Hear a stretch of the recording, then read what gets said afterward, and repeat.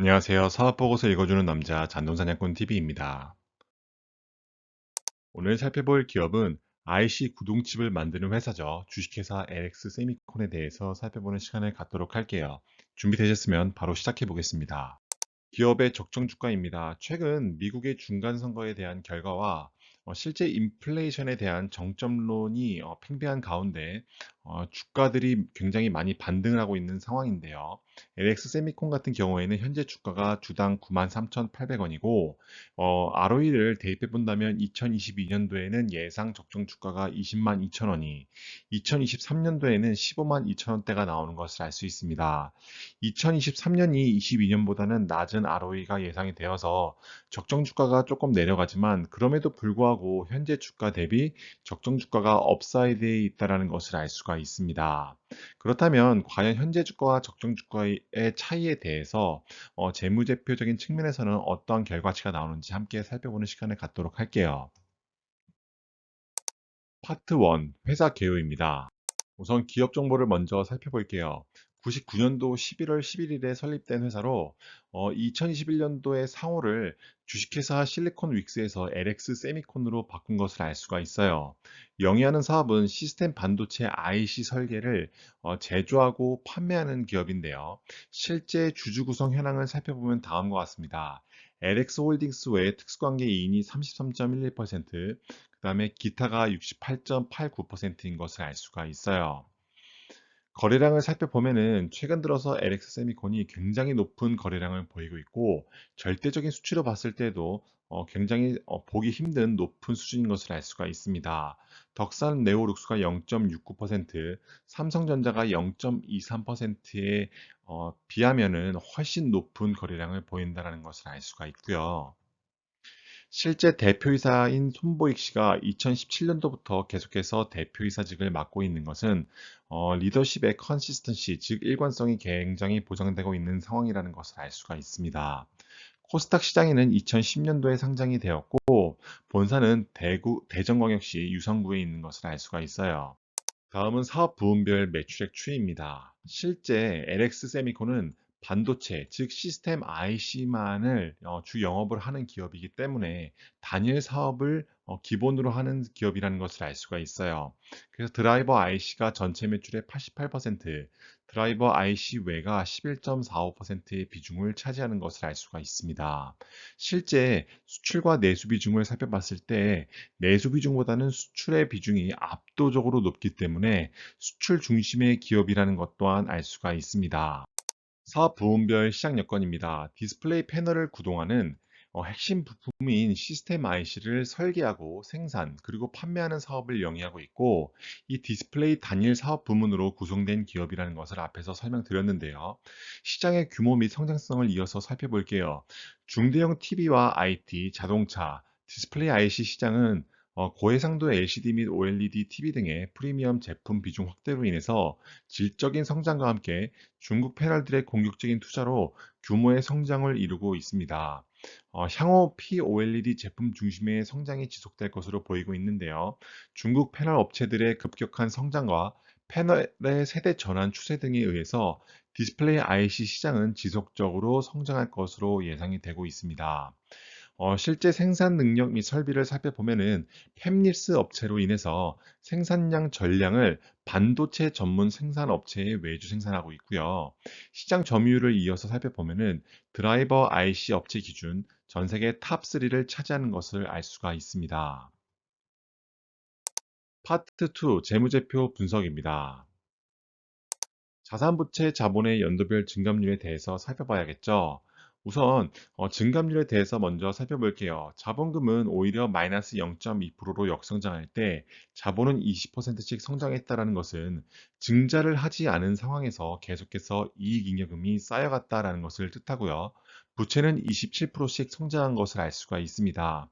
그래서 2021년도를 살펴보면은 자본금이 81억 원일 때 부채는 3,722억 원이고 지배주주 지분의 자본은 8,003억 원 정도가 되어서 실제 LX 세미콘은 레버리지를 많이 사용하지 않는 기업이라는 것도 참고하시면 도움이 될 것 같아요. 그래서 실제 이자 비용 발생 부채인 이자 보상 배율을 살펴보면은 2120배로 굉장히 높은 이자 보상 배율을 보이고 있어서 실제 이 회사가 재무적으로는 굉장히 건전한 상황이라는 것을 알 수가 있습니다. 2017년도부터 22년도까지 손익계산서 항목별 증감률에 대해서 살펴볼게요. 매출액은 26.7%씩 성장할 때 매출 원가는 22.9%씩 성장해서 매출액에서 매출 원가를 뺀 매출 총이익은 37.4%씩 성장했다는 것을 알 수가 있습니다. 판관비 같은 경우에는 27.6%씩 성장을 해서 총이익에서 판관비를 뺀 영업이익은 53.3%라는 엄청난 수준의 성장을 보인 것을 알 수가 있고, 단기 순이익 또한 45.3%라는 아주 경이적인 높은 성장률을 보였다는 것을 알 수가 있습니다. 자산부채 자본을 영업 성격과 비영업 성격으로 나누면 다음과 같은데요.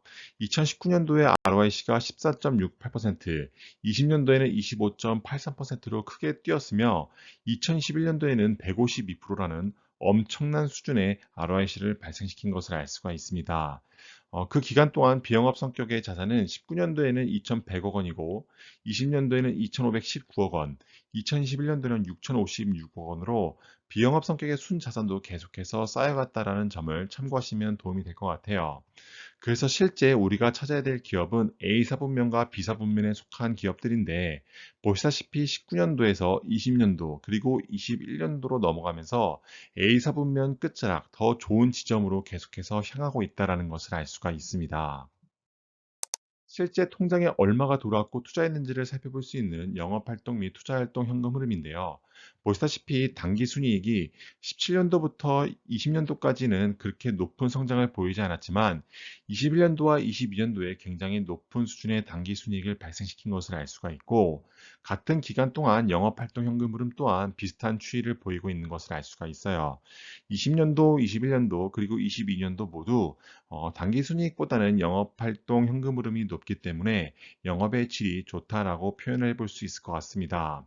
그럼 그 기간 동안 잉여 현금 흐름, 즉 프리캐시플로우가 어떤 추이를 보이는지 살펴보면 도움이 되겠는데요. 20년도에 657억 원이었던 프리캐시플로우가 2021년도에 3,905억 원으로 굉장히 높은 수준으로 뛰었고, 21년도에서 22년도로 넘어갈 때는 2,871억 원으로 2021년도보다는 조금 떨어진 지표이지만 그래도 굉장히 높은 수준의 잉여 현금 흐름을 보이고 있다라고 보시면 될 것 같아요. 실제 K거 기준으로 각 항목별 추이를 보면은 캐펙스도 굉장히 높은 수준의 성장을 보이고 있는 것을 알 수가 있고, LX 세미콘의 5년 동안의 주가는 매년 17%씩 뛴 것으로 보아 코스피 대비 훨씬 더 높은 시장 수익률보다 높은 수준을 보인다는 것을 알 수가 있습니다. 현금을 주주에게 나눠주는 배당 성향 및 배당 현황인데요.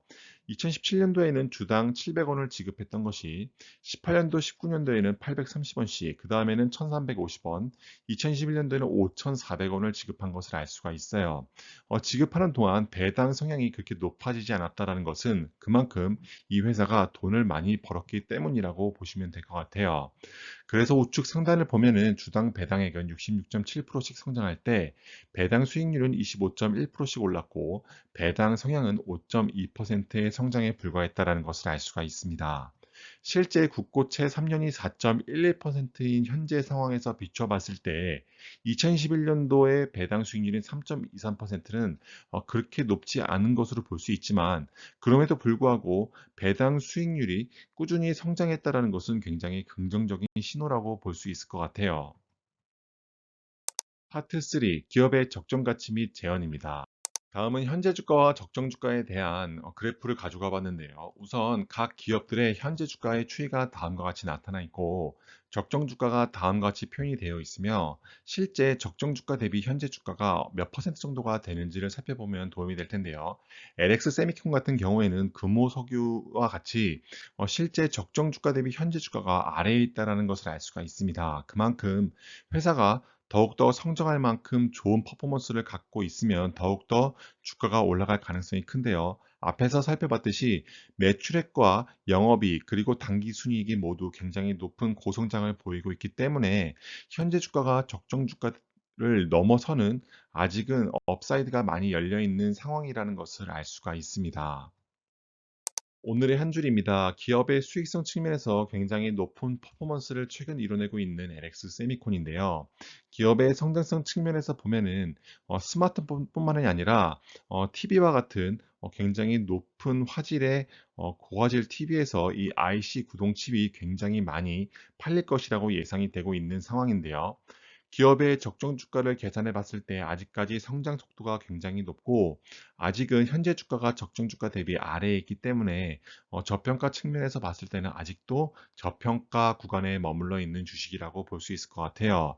배당 성장성 또한 주당 배당액이 계속해서 늘어나고 있고 그에 반해서 실제 이 회사가 지급하는 이익에 대한 배당에 대한 비중이 그렇게 늘어나고 있지 않다라는 것은 회사가 이익을 그만큼 많이 올려왔다라는 반증이 되기 때문에 배당 성장성도 기대되고 있는 기업입니다.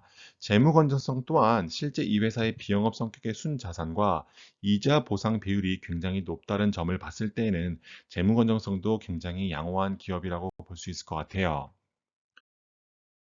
지금까지 LX 세미콘 분석 영상을 봐주셔서 감사드리고 해당 영상이 도움이 되셨다면 구독과 좋아요 그리고 댓글 부탁드릴게요. 감사합니다.